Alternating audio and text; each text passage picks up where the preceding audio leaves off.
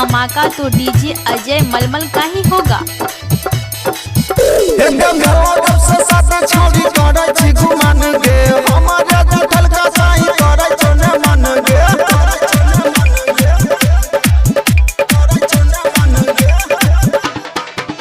एकदम जब से साथ छौड़ी करे छी घुमान गे हमारे देखल का साई करे छ न मन गे साई के कमल का खाली पैसा गिनै छी गे हमरे झुमका गिनै छी गे साई के कमल का खाली पैसा गिनै छी गे हमरे नथिया गिनै छी गे साई के कमल का खाली पैसा गिनै छी गे हमरे पायल गिनै छी गे साई के कमल का खाली पैसा गिनै छी गे हमरे साड़ी गिनै छी। इलाका किसी का भी हो धमाका तो डीजे अजय मलमल का ही होगा। हमारा छोरी के कैला दोसरा से शादी सके साथ खुश रहिए सुनो हरम जादी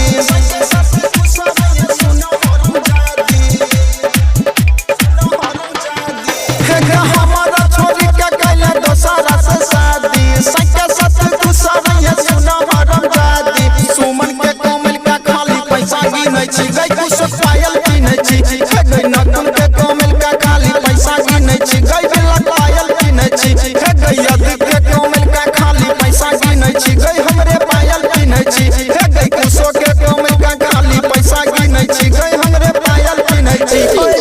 ढेरी पैसा हमर खर्चा कर तोरा कीड़ा पर तो तिलवा भुटवा तिलवा पर टीबी बीमारी दर्द हो गई कंगाल बना देली तो भिखारी बना देली ओ बा हमर साइकिल के चेन टूट गेले पैसा ना